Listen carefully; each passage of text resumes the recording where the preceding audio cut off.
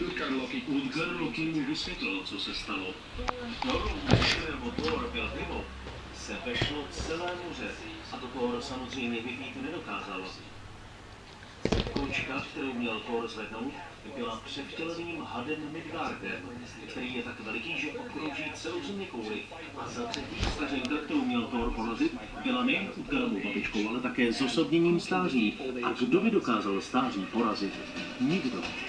Když Thor zjistil, jak krutě byl obelstěn, nesmírně se rozzuřil. A v tu chvíli se ale král doslova vypařil. Udgar...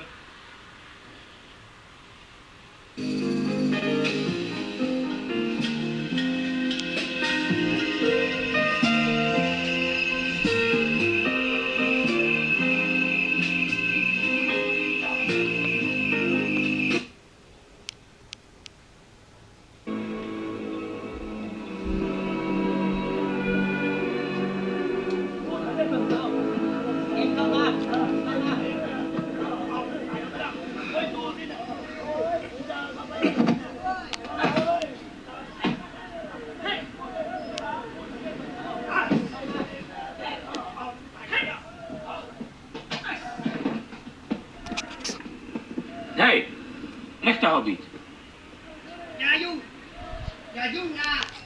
Jo.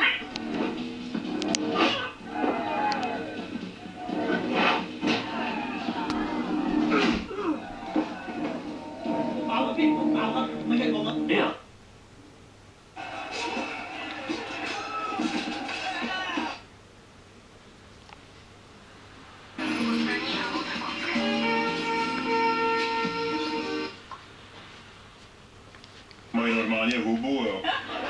Ale další dotaz. Paní Bubílková, dostal vás někdy pan Knor při moderování do rozpaku? No to teda dostal, na to v životě